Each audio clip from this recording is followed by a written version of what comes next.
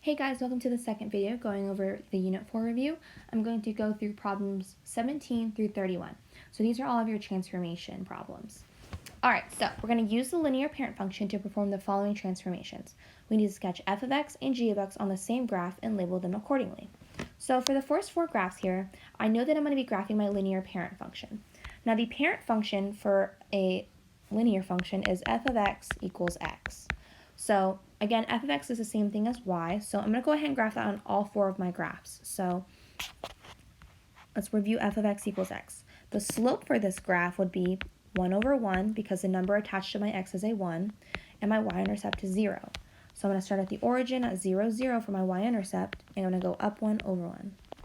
Okay, so I just have 3 dots here. Now, you could definitely do more than 3, however, I'm just choosing to only do 3. And I'm going to graph that on all of these.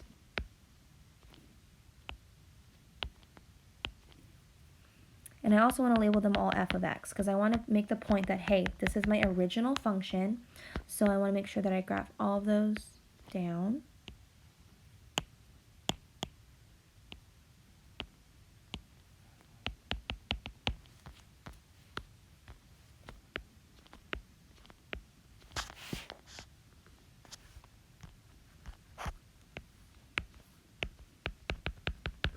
Alright, so I've labeled all of my graphs and I graphed f of x on all of them because I have to. I want to make sure I can show that transformation. Now, my g of x for number 17 is saying that I have f of x plus 2. That 2 is on the outside, which indicates to me that it's either a shift up or a shift down. Because it is positive 2, it's going to be a shift up. So for each point that I have on this graph, I'm going to shift it up 2 units. So from this point, I'm going to go up 2 units. From up here, and then I'm going to go up 2 units on the middle point and up 2 units on this one. So I've shifted my entire graph up 2 units. And that's my, g of x. Okay. Number 18, I have f of x minus 4. Now the minus 4 is on the inside of my parentheses, which means it's either a shift left or a shift right. Because it is on the inside, it's going to be opposite of what I would normally think. So the negative 4 is going to tell me to shift to the right 4. So for each of these points, I'm going to shift them to the right. So starting at the bottom, I'm going to go to the right 4. The middle, I'm going to go to the right 4. And then I go to the right 4. And I have my new line. And I label it g of x. So make sure you label your 2 lines, because if you're taking a test and you're writing all in pencil, it's going to be hard for me to tell which one's which. So please label them. All right, number 19. Now we have a g of x equals f of 3x. The 3 is on the inside, but it's being multiplied. When we have multiplication, it indicates to us that we're going to have a slope change or a dilation. Well, I guess we're using green because I guess I use green for everything else. Now my parent function, my original slope was 1 and my y-intercept was 0. Because the 3 is on the inside of the parentheses, it's only going to affect your slope. So your old slope was 0, right? Or not 0, 1. Your old slope was 1 over 1. But what is 1 times 3? 3, right? So our new slope is going to be 3. So instead of having a 1 for our slope, now we have a 3 for our slope. Does our y-intercept change? No, because the 3 is on the inside. It's not multiplying to the y-intercept. So our y-intercept is still 0, 0, but instead of going up 1 over 1, I'm now going to be going up 3 over 1, because my new slope is now 3 over 1. And it makes sense that my line is steeper because I'm multiplying by a number greater than 1. Okay. Number 20, g of x equals negative f of x. The negative is on the outside, which indicates to me I'm going to have a reflection over the x-axis. If the negative is on the inside, then I would have a reflection over the y-axis. So, since I have a reflection over the x-axis, I'm going to flip everything over the x. So I'm going to start at this point right here, and if I were to reflect it over the x-axis, let me go ahead and highlight that so we know what I'm talking about. Oh, I think my iPad's frozen. Hello? Zoom out. Oh, there it goes. Okay. This is my x-axis. Let me actually zoom in a little bit more so that I'm not highlighting too much of it. This is my x-axis, okay? Now I'm going to reflect every point over the x-axis. So if I start at this point and I reflect it, it's now going to be over here. The point in the middle on the x-axis actually stays there, and then the other point is going to reflect and go down here. This point is going to reflect and go down. So wherever it is, it's going to reflect over the x-axis. So now I have g of x, and that's a reflection over the x-axis. All right, now for 21, 22, 23, and 24, we're now going to use the function 6 minus 2x to perform the transformations. So for 6 minus 2x, my slope is negative 2 over 1 because it's attached to my x. My y-intercept is positive 6. So I'm going to go ahead and graph this on all of my all of my graphs. So I'm going to start with my y-intercept of 6. And I have a slope of negative 2 over, my thing froze, so I need to reset my notability. Okay, so my slope is negative 2 over 1, and I have a y-intercept of 6. I'm going to point at positive 6 and go down 2 and to the right 1. This is a negative slope, so you're going to have a negative line. You want to have at least 3 lines, or 3 points. Make sure you label it f of x.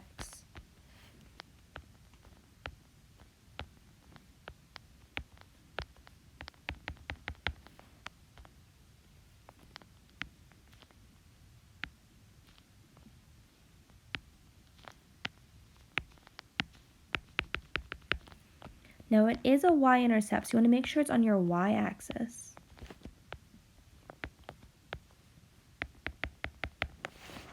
Okay, now we're going to go ahead and apply these transformations. So 21, I have a 1/2 that's being multiplied to my f of x. Now because that's a multiplication, I'm not going to look at my original line to create my new line.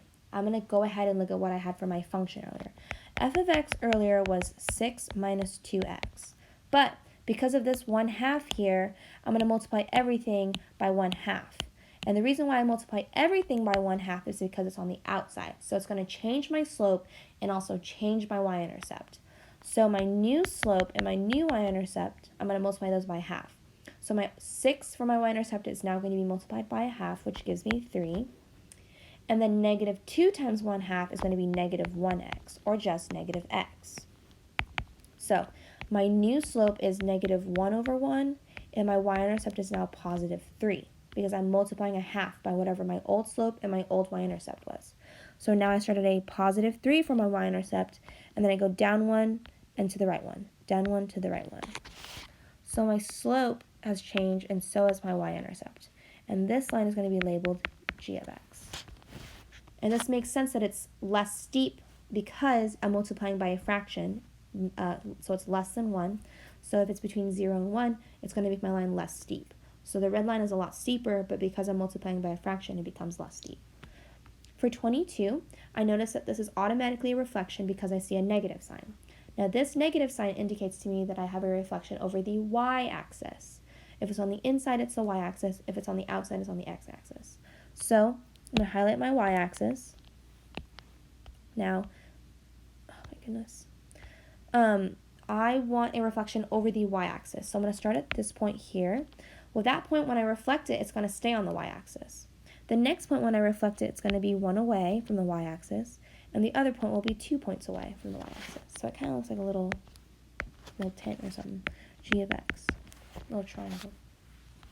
Okay. Number 23, I have f of x plus 3. Well, I'm going to take my original function, and because the plus 3 is on the inside, I'm going to shift it either left or right.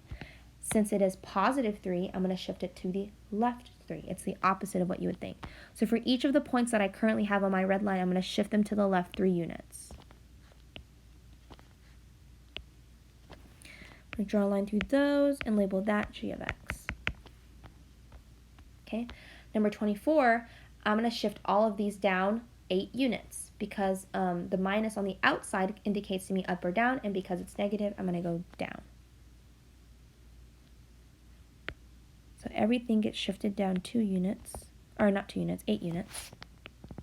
Going down 8.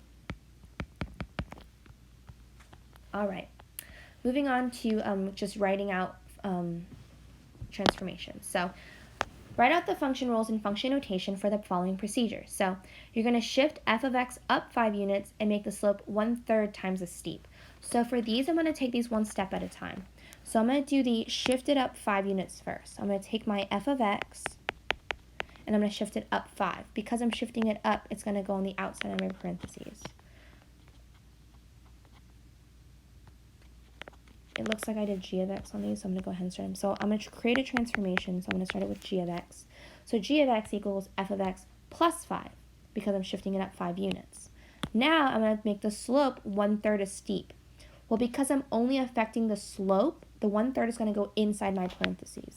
So I have g of x equals f of 1/3 x plus 5. So I'm just adding on to what I had previously, and that would be my final answer. All right, number 26, we're going to shift f of x left 7 units. So I'm going to go ahead and do that step first. So I'm going to have g of x equals f of, well, 7 units to the left would be on the inside, so I have x plus 7 because it's the opposite. And then I would have to also reflect f of x across the x-axis. If I'm reflecting across the x-axis, my negative sign is going to be on the outside of my f. So I'm going to have g of x equals negative f of x plus 7.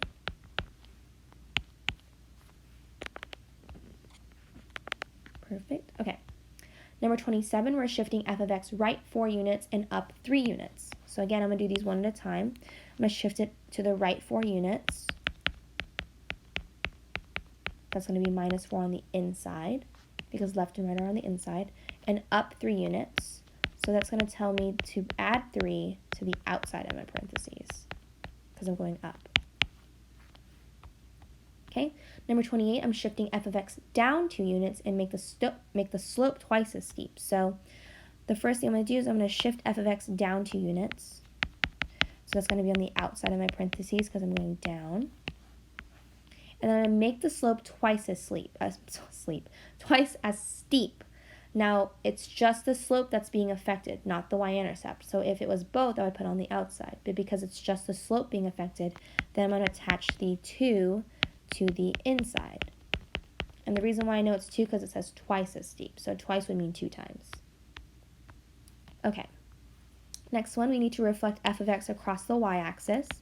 So I have g of x equals f of x. Well, I have to reflect it across the y-axis, so my negative sign is going to go on the inside of my parentheses. And then the next thing I want to do is shift it up 8 units. So I'm going to take whatever I had previously, and I'm going to shift the entire thing up 8 units. Up and down is always on the outside. Don't forget. Sorry, I'm switching back and forth because, again, it's late and I don't want to make a mistake on accident. Number 30, make the slope and y-intercept 4 times as steep.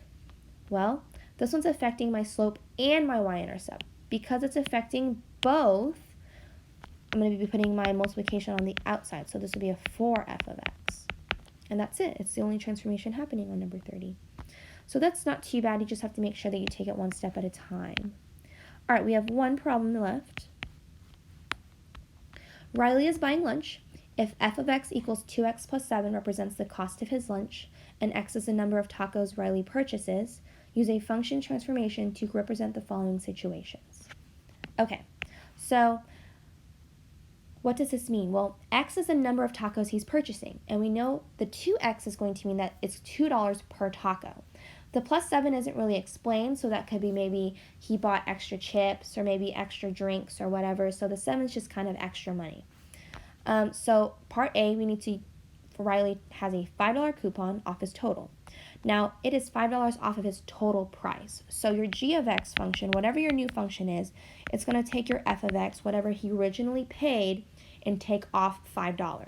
So you would have minus 5 on the outside because you're taking it off of the whole purchase. Okay. Part B, Riley buys lunch for Lewis, costing him an additional $15. So because he's buying somebody else lunch, whatever he had earlier, whatever he paid for himself, he's going to add 15 to that price because he's ending up buying or paying $15 more than his total cost. So you're adding it onto the additional cost. Part C, Riley has a coupon for 2 free tacos. Now, this one's a little bit different. We're not talking about total cost anymore. We're talking about the amount of tacos. Well, tacos is represented by X in this situation, right? X is the number of tacos. If we have 2 free tacos, we're paying for 2 less tacos, right? We're getting them for free. We don't have to pay for them. Because tacos is X, you know that the 2 free tacos is going to be inside your parentheses. And you're getting them for free, so you're in a minus 2 because you don't have to pay for these things. Okay? Riley chats up the cashier, who takes 50% off his whole order. Okay, well, my new transformation function is going to take whatever my original function was, and I'm going to take 50% off of that. If you're taking 50% off of your original order, you're going to pay 50%, right? Because you're going to pay the other part of it. So we want to write 50% as a decimal. So this would be 0.5. And you would multiply it to the outside of f of x because you're taking it off his whole order. Okay, not just his tacos, but his whole order. So even whatever the 7 was applying to. So you would even take 50% off the 7. All right, and the last part is, in addition to his own lunch, Riley needs to buy an additional 3 tacos for Jackie. Well, your transformation, you're talking about 3 more tacos. You're buying 3 more tacos than you had originally. So you're going to take your f of x, and on the inside of your parentheses, you're going to plus 3. The reason why it is on the inside is because, remember, x is your tacos. You're buying 3 additional tacos. Because the x is tacos, you're going to add it to however many tacos you had before. You wouldn't add it to the outside because that would be for your total cost. So that covers all of your transformation, so graphing and writing.